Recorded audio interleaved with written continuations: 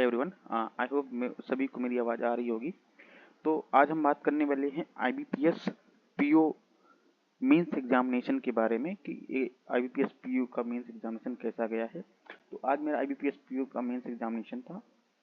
देखते हैं, पूरी डिस्कशन करते हैं कि ये एग्ज़ाम कैसा गया है, किस तरीके से अटेम्प्ट हुए थे, क्या सेक्शन ओपन हुआ था, किस प्रकार के क्वेश्चंस पूछे गए थे, ताकि आप सभी लोग, जो लोगों का एग्ज़ाम नहीं था, वो इस वीडियो को देख करके एनालाइज कर सके कि उनको IBPS क्लर्क के लिए या SBI क्लर्क के लिए किस प्रकार से प्रैक्टिस करने की ज़रूरत है या किस प्रकार से पढ़ने की ज़रूरत है।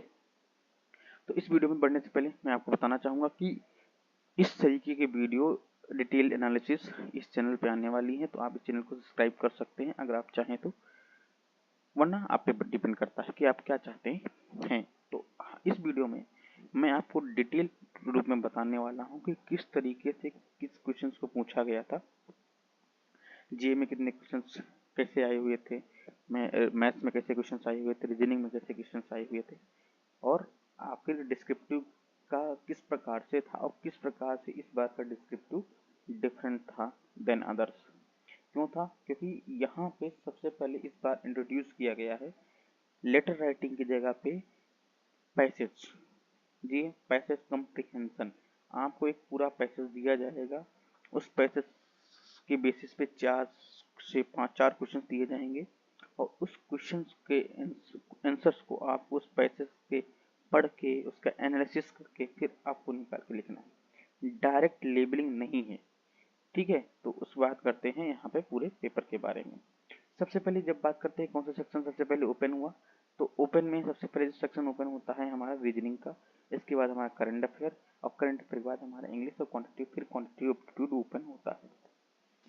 इसके बाद डिस्क्रिप्टिव ओपन होता है। डिस्क्रिप्टिव के बारे में सबसे इम्पोर्टेंट चीज़ ये है कि कई लोगों को कन्फ्यूजन होती है कि क्या ये टाइम लेता है ओपन करने के बाद या तुरंत ओपन हो जाता है। तो ये तुरंत ओपन होता है विदाउट सिंगल सेकेंड डिले, तुरंत ये हो जाता है। और इसमें आपको तुरंत अपने की जो भी है रफ सीट है या चीज़ को हटा करके कीबोर्ड को रख करके प्लेस करके आपको आंसर लिखना पड़ता है, अदरवाइज टाइम निकल जाएगा और आप आंसर नहीं लिख पाएंगे। 15 मिनट के अंदर आपको 10 मिनट इससे राइटिंग के लिए और 5 मिनट आपको सोचने के लिए चाहिए, मिनिमम चाहिए ही चाहिए, तभी आप लिख पाएंगे। एसे के बारे में बात करते हैं तो एसे 2 टॉपिक पूछे गए थे। जनरली 3 क्वेश्चन आते हैं, आई थिंक यहाँ पे 2 ही क्वेश्चन थे। 2 क्वेश्चन में से आपको चूज करना था कि आप किस पे आंसर लिखना चाहते हैं। मैंने चूज किया था बायोडाइवर्सिटी पे, और एक क्वेश्चन था कि आप जो जनता है वो राइट टू इन्फॉर्मेशन का अधिकार रखती है। गवर्नमेंट राइट टू अधिकार को कर्व करना, इन्फॉर्मेशन को कर्व करना चाहती है। क्यों कर्व नहीं करना चाहती, मतलब इन दोनों गवर्नमेंट चाहती, मतलब समझिए इसका गवर्नमेंट मतलब ये है कि गवर्नमेंट चाहती है कि कम से कम हम इन्फॉर्मेशन को रिवील करें सिक्योरिटी पर्पसेस की वजह से या फिर डाटा स्ट्रक्चर की वजह से, ताकि गवर्नमेंट के किसी भी चीज़ को वहाँ पे कम चीज़ वहाँ पे हो पता चले लोगों को, और जनता चाहती है कि उसको ज़्यादा से ज़्यादा इन्फॉर्मेशन मिले। तो इस प्रकार से वहाँ पे था कि इनको बीच में किस तरीके से लेब्रिंथीन या किस तरीके से वर्ड यूज किया गया था, मुझे ये करेक्ट मीनिंग उसका याद नहीं है। तो किस तरीके से ये एक दूसरे के एंटीसीडेंट कह सकते हैं, एक दूसरे के अपोजिट कह सकते हो हैं। फिर बात करते हैं, अब बात करते हैं किस तरीके से क्या ओपन हुआ था, किस तरीके से क्या पूछा गया था। रीजनिंग में सबसे पहले बात करते हैं। रीजनिंग में 2 मार्क्स के जो होते हैं सेक्शन पूरा, उसमें 3 पजल आई थी। एक पजल थी पूरे डिजिग्नेशन बेस्ड, इसमें 6 पीपल थे, 6 स्टेट थे, केरला, गुजरात, बिहार, मिजोरम, बंगाल, लास्ट याद नहीं है, शायद वो उत्तर प्रदेश तो नहीं था, वेस्ट बंगाल या उड़ीसा करके था, आई थिंक उड़ीसा था, आई थिंक तो उड़ीसा था शायद, हमको याद नहीं है सही। तो और इनको गेम पसंद है, डिफरेंट डिफरेंट गेम, जैसे कि किसी को वॉलीबॉल पसंद था, किसी को क्रिकेट पसंद था, किसी को हॉकी पसंद था, किसी को बैडमिंटन पसंद था, या कुछ ऐसे कुछ 3-6 क्वेश्चन इसमें दिए गए हुए थे। फिर एक वजह थी लीनर सिटिंग रीजन पे, 16 पीपल थे जिसमें 3 रोज थी, 4-8-4। इस तरह की कॉम्बिनेशन जब हम बनाते हैं ना पजल में कि यहाँ पे अपोजिट डायरेक्शन 4, यहाँ पे अपोजिट डायरेक्शन 4, साउथ फेस कर नॉर्थ फेस कर रहे हैं, इस तरीके से एक पजल था। फिर लास्ट का पजल ध्यान नहीं है, हाँ, लेकिन जो भी मुझे पता है वो, क्योंकि मैंने पढ़ा नहीं था वो किस प्रकार से, लेकिन लोगों से पता चला कि वो जो पजल थी वो थी डायरेक्शन सेंस बेस्ड पजल थी। इसके अलावा इनपुट आउटपुट था 1 नंबर के में, कोडिंग डिकोडिंग था, कोडिंग डिकोडिंग था, एंड कुछ क्वेश्चन डीएस के भी थे। डीएस के 3-4 क्वेश्चन थे, 3 क्वेश्चन थे आई थिंक। कुछ क्रिटिकल रीजनिंग से क्वेश्चन थे, शायद 4 शायद थे, तो ये मेरा अटेम्प्ट बन जाता है। जे की बात करते थे, जे में म्यूटिलेटेड कॉइन्स पे पूछा गया था कि किस तरीके से कितना आरबीआई गवर्नर को रवि उसको देता है। हमने 2 मार्क किया था, पर 2 आंसर सही है, उसको पहले मैंने हटा दिया, आई थिंक हटा दिया, मुझे नहीं याद है, ध्यान नहीं है। आरबीआई सेलुलर के बारे में पूछा गया था, एआई को पायलट नहीं, एआई कौन सा एआई मैच नहीं करता है कंपनी से, इस तरीके से था। तो जो को पायलट ही मैच नहीं करता तो एप्पल का था, एप्पल का नहीं, एप्पल ने भी I think Apple AI smart या श्री करके ही वही है जो एप्पल के पास है, बाकी एप्पल के पास कोई भी एआई के रिलेटेड अभी इंस्ट्रूमेंट्स नहीं है। एपीआईसी नंबर के बारे में पूछा गया था, पीएम स्वनिधि स्कीम के बारे में पूछा गया था, विलेज डेवलपमेंट प्रोग्राम के बारे में पूछा गया था, वाइस प्रेसिडेंट कौन है ये पूछा गया था। तो वाइस प्रेसिडेंट के बारे में अगर हम बात करते हैं तो यहाँ पे झारखंड आप लगा सकते हैं, ठीक है, ये झारखंड था, महाराष्ट्र था, ठीक है, झारखंड, एमएच, महाराष्ट्र और कर्नाटका था आई थिंक। 3-4 क्वेश्चन गए थे यहाँ पे। विलेज जो है डेवलपमेंट प्रोग्राम में हमारा राजस्थान था, सिक्किम था, ठीक है, सिक्किम था, और 2-3 क्वेश्चन और हमको वहाँ देखने को मिलते हैं। ये पीआईसी नंबर की बात करें तो ये 10 डिजिट का नंबर होता है हमारा। एआई को पायलट की बात करें तो ये एप्पल से मैच कर दिखाया था, एप्पल से मैच कर रहा है कि नहीं मैच कर रहा है, लेकिन ये मैच नहीं कर रहा था क्योंकि एआई को पायलट जो हमारा जो एप्पल का नहीं बल्कि माइक्रोसॉफ्ट का है। जेपैड एक्सरसाइज के बारे में पूछा गया था कि रसिया से है, तो मैंने पहले फ्रांस का ऐड किया था, फिर बाद में इसको मैंने रसिया कर दिया था। तो इस तरीके से हमारा स्ट्रक्चरिंग पूछा गया था। हम बात करते हैं कि क्वांट सेक्शन के बारे में। इंग्लिश का हट गया क्या, एक मिनट, हाँ इंग्लिश का मैंने ऐड नहीं किया है, हाँ सॉरी इंग्लिश का नहीं ऐड किया है। क्वांट सेक्शन में सबसे पहले एक पुली डीआई पुली बेस्ड डीआई थी, कैसलेट डीआई थी, 2 मार्क्स की, 3 क्वेश्चन थे, डाटा इनकम्प्लीट था, गर्ल्स एंड बॉयज एबीसी करके था, एबीसी और इस तरीके से पूरा अरेंजमेंट था, मैं आपको बता दे रहा हूँ। तो इस वाली पजल की अगर बात करें तो इसमें इस तरीके से ए बी और ये सी दिया गया था। यहाँ पे हमारा ये पूरा स्ट्रक्चरिंग इस तरीके से था कि यहाँ पे आप गर्ल्स लिख सकते हैं, यहाँ पे बॉयज लिख सकते हो, और यहाँ पे आप टोटल लिख सकते हो। तो यहाँ पे ये 4x था, ये 5x था, या उल्टा था, आई थिंक बॉयज यहाँ पे था और गर्ल्स यहाँ पे था, ठीक है। वो ये हमारा 6x था, 120% ज़्यादा था। इससे यहाँ पे जितने बॉय ये 5x माइनस हमारा 120 था, यहाँ पे 120 माइनस कर दो, यहाँ पे हमारा 420 था, जो मुझे पूरी डीआई याद हो गई थी वाली, यहाँ 650 था, नहीं 550 से 650, 550 से 650 था, जो भी था 550 था शायद, 550 प्लस 120 ऐसे कुछ आ रहा था, नहीं 630 था, सॉरी 630 ऐसे कुछ था, हमको याद नहीं इस समय। इस पूरी चीज़ यहाँ पे वहाँ पे दी गई हुई थी। तो 3 क्वेश्चंस मैंने क्वाड्रेटिक इक्वेशन के दिए गए थे, 2 क्वेश्चन सीरीज के इक्वेशन दिए गए थे एंड मोर था। तो मैंने ये चीज़ें अटेम्प्ट की, जो मैंने अटेम्प्ट की वही लिखा है मैंने, बाकी मैंने छोड़ दिया है। एक प्रॉफिट बेस्ड थी, 20-21 वे 6 क्वेश्चन थे, 1 मार्क्स के थे, तो उस चीज़ को वहाँ पे दिया गया था।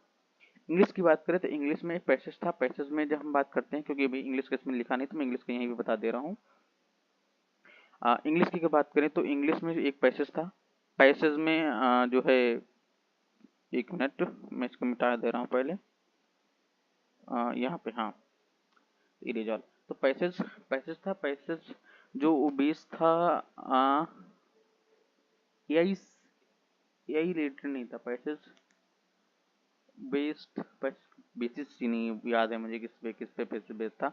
हाँ उसका पैसेज याद है मुझे कि दूसरा वाला जो उसमें वर्ड मीनिंग बेस कह सकते हो, या फिर प्रोसेस के बारे में कह सकते हो, कि रिप्लेसमेंट के बारे में कह सकते हो कि किस तरीके से वर्ड मीनिंग का यूज जो पूछते हैं एक तरीके से टेस्ट, तो वहाँ पे जो पूछा था गया था तो हाँ उसमें AIBS पूछा गया था कि AI का किस प्रकार से यूज करते हैं स्टूडेंट्स, किस प्रकार से उनको यूज कर सकते हैं अपनी डेली लाइफ में, एजुकेशन के सेक्टर में किस तरीके से यूज कर सकते हैं।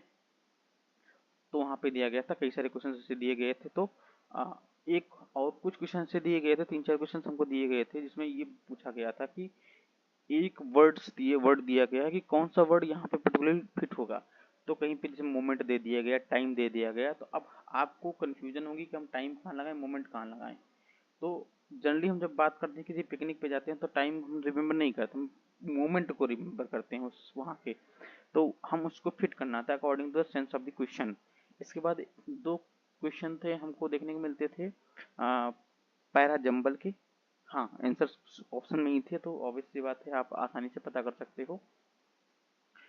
10 क्वेश्चन के आसपास लगभग हमारा क्वेश्चन था उसमें पैसेज में, जो मेन पैसेज था। 8 क्वेश्चन हमारे GH H तक 8 क्वेश्चन लगभग हमारे इस क्लोज टेस्ट वाले पेपर में हो गए थे। इसके बाद 2 या 3 क्वेश्चन एरर डिटेक्शन के थे कि कौन सा सेंटेंस गलत है या कौन से पैरा सेंटेंसेस गलत है, जिसमें गलत, तो वो आसानी से पता चल जा रहा था कौन से गलत है कौन से गलत नहीं है। तो वो हो गया है लगभग। तो इंग्लिश में अगर बात करें तो 29 से 30 अटेम्प्ट हो गए हैं, क्योंकि मुझे पता नहीं, क्योंकि बिल्डिंग सबमिट हो गई थी और मैं जल्दी में देख नहीं पाया, अटेम्प्ट नहीं कर पाया कि कितने कितने मैंने अटेम्प्ट किए हैं। तो इस चीज़ को देखते हुए मैंने डिसेंट अटेम्प्ट किया है। हावर जो कि मैंने याद था, क्वांट में 12 से 14, रीजनिंग में 12 से 14, इंग्लिश में जो है 29 से 30 हमने अटेम्प्ट कर लिए हैं।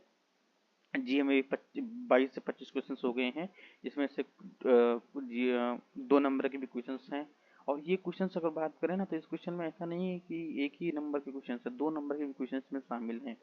अगर ओवरऑल बात करें, मिनिमम भी अगर हम सबका ले लें, इन सबका ये जो 12 दिया है, 12, 29, 29, 22 दिया है, तो ये टोटल 75 बनता है जाकर के। 75, इसमें डिस्क्रिप्टिव नहीं है, ध्यान रखना, इसमें डिस्क्रिप्टिव ऐड नहीं किया गया है, तो 75 बनता है। अगर हम इस 75 को पूरा ऐड कर दें, अगर इनका हम मिनिमम भी अटेम्प्ट भी ले लें, 75 जो यहाँ पे दिया गया है, अगर हम इसका मिनिमम अटेम्प्ट भी ले लें कि कितना मिनिमम अटेम्प्ट था मेरा, तो हम 75 अटेम्प्ट करते हैं एक्सक्लूडिंग अ डिस्क्रिप्टिव पेपर। अगर डिस्क्रिप्टिव पेपर है तो एक चांसेस हो जाते हैं कि हाँ हम एग्जाम निकल सकता है।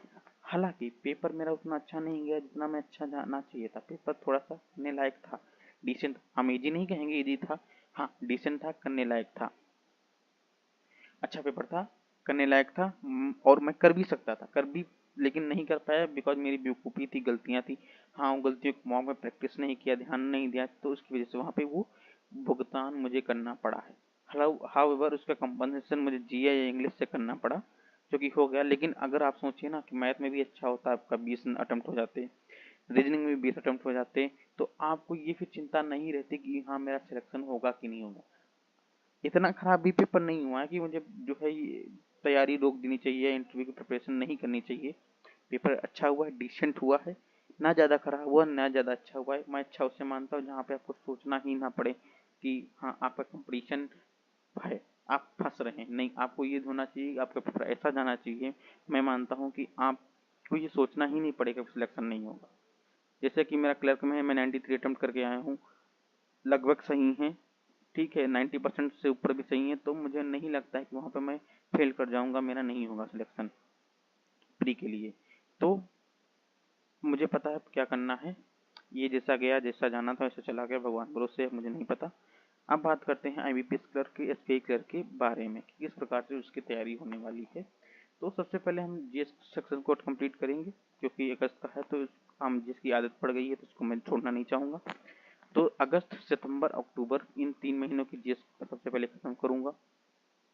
जुलाई में, क्योंकि इंटरव्यू के लिए भी मुझे पढ़ना है, जुलाई में जो है FSR रिपोर्ट आई थी RBI की तरफ से, फाइनेंशियल सर्वे जो है फाइनेंशियल सर्वे रिपोर्ट आई हुई थी, तो उसको पूरा पढ़ना है, मुझे डिटेल में पढ़ना है। तो उस चीज़ के बारे में भी मुझे जो है ध्यान रखना है, फाइनेंशियल अवेयरनेस के बारे में भी पढ़ना है। तो इंटरव्यू की प्रिपरेशन करनी है, मुझे नहीं पता होगा कि नहीं होगा, लेकिन फिर भी नहीं होगा तो RRBPU में देखा जाएगा, वहाँ उसके लिए भी करनी है इंटरव्यू प्रिपरेशन, तो देखते हैं। लेकिन हाँ इतना ज़रूर है कि इस साल हमको जॉब लेनी है, मैं लेके रहूँगा, ये मेरा एंड गोल है। यूट्यूब पे वीडियो बनाना मेरा एंड गोल नहीं है, यूट्यूब पे वीडियो बनाने का मेरा बस कन्वर्सेशन पर्पस के लिए बनाता हूँ कि मैं किस तरीके से कन्वर्सेशन प्रोसेस को मैं डील कर पाऊंगा, क्या मैं कॉन्फिडेंस ला पा रहा हूँ बोलने का आप सभी के सामने या इंटरव्यूअर के सामने, तो उस चीज़ के लिए मैं ये वीडियो बना रहा हूँ। मेरा कोई एम नहीं है व्यूज़ का, ठीक है। थैंक यू, आज के लिए इतना ही। आज के लिए इतना ही। कल मिलते हैं नई वीडियो के साथ, नई एस्पिरेशंस के साथ, नई होप के साथ। आज का गोल जो है सितंबर को ख़त्म करना है, 1 सितंबर को। Don't forget to subscribe. Subscribe to my channel.